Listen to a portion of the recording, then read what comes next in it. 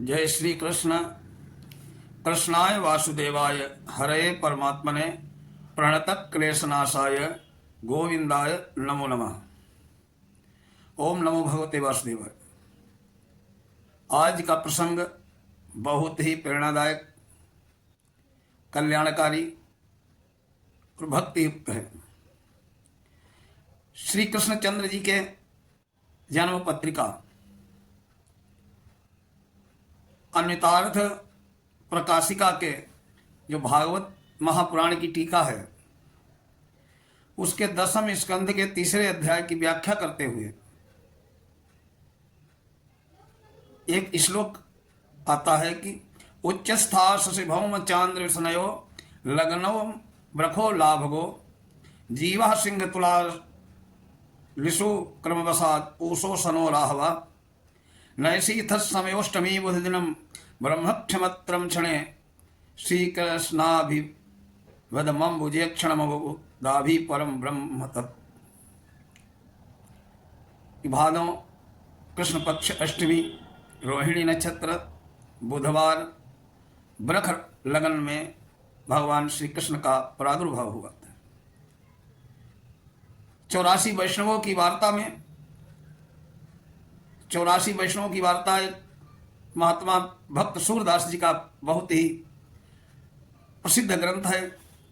उसमें सूरदास जी ने अपनी ब्रजभाषा में बहुत ही सरल तरीके से भगवान गोविंद के जन्म के समय की लग्न और ग्रहों की पूर्ण व्याख्या करके रख दी है।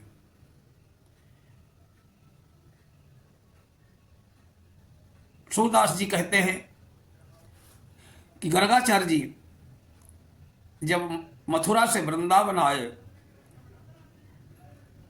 मथुरा से गोकुल आए, उसी को पद रूप में लिखा है महात्मा सूरदास जी ने कि नंद जू मेरे मन आनंद भयो मैं सुनि मथुरा ते आयो लगन शोधि ज्योतिष को गुण करी चाहत तुम्हें सुनायो। हे नंदराज, मैं मथुरा से आया हूँ, लगन शोध करके लाया हूँ ज्योतिष के अनुसार, वो मैं तुम्हें सुनाना चाहता हूँ।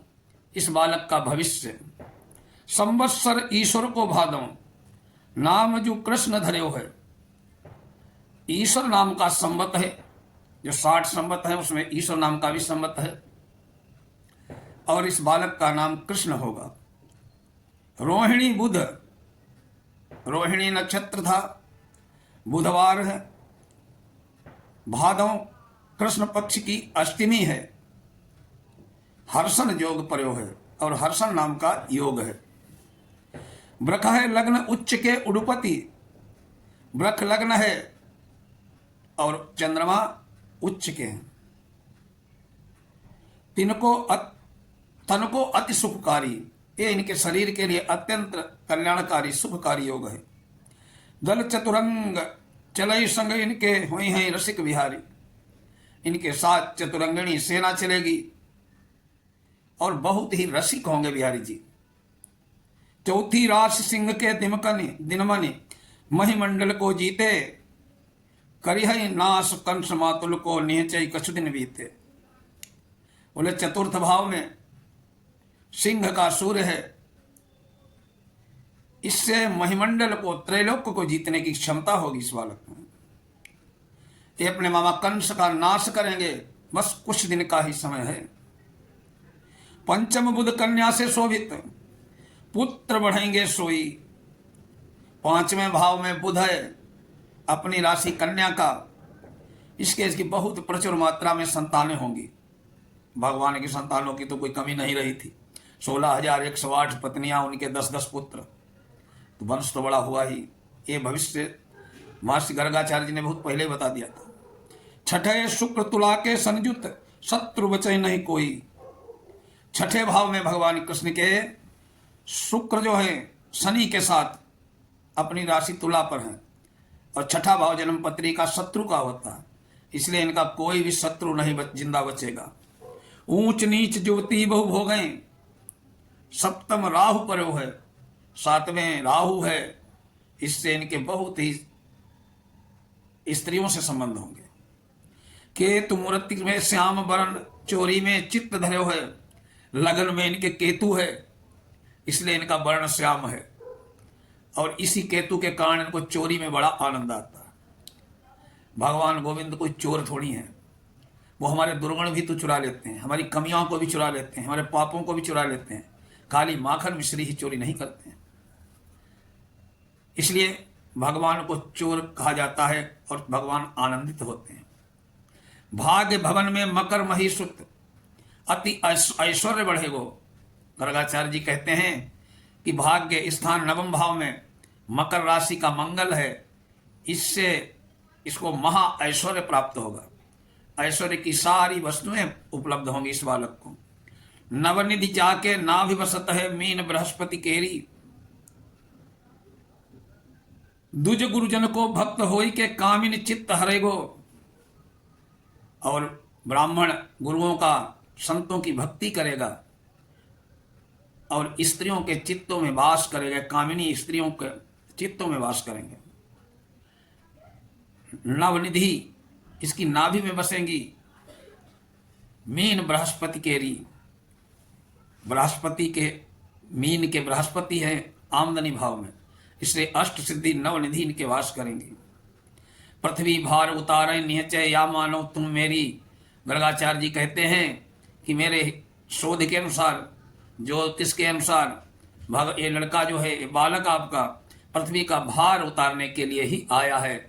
इसकी ग्रह दशा ऐसी बनी है। तब ही नंद महर आनंदे गर्ग पूज पहरायो।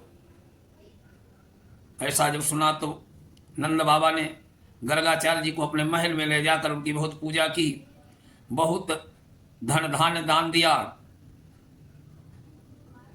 वस्त्र दिए, आभूषण दिए, धेनु गाय भंडार सारा कुछ लुटाने लगे खुशी में। असन बसन गजबाज धेनु धन भूरि भंडार लुटायो। वस्त्र वसन, हाथी घोड़ा गाय सब कुछ दान किया। बंदी जन द्वारे जस गावे, जो जांचो सो पायो। दरवाजे पर जो भी मांगने आ गया बंदी जन, उसने जो मांगा वो दिया है। ब्रज में कृष्ण जन्म को उत्सव, सूर विमल जस गायो। ब्रज में श्री कृष्ण के जन्मोत्सव को सूरदास जी ने हृदय से गाया है। महात्मा सूरदास जी ने जो फलादेश किया वो भगवान कृष्ण की जन्म कुंडली में बिल्कुल स्पष्ट लिखा। इस फलादेश का कोई ऐसा अंश नहीं जो भगवान गोविंद के जीवन में दिखाई न दिया हो, श्री कृष्ण के चरित्र से मेल न खाता हो। सच बात तो है कि उनके जीवन चरित्र को ज्योतिष शास्त्र के एक श्लोक में ही स्पष्ट कर दिया गया था, और सूरदास जी ने तो गागर में सागर ही भर दिया। जय श्री कृष्ण, जय श्री राधे।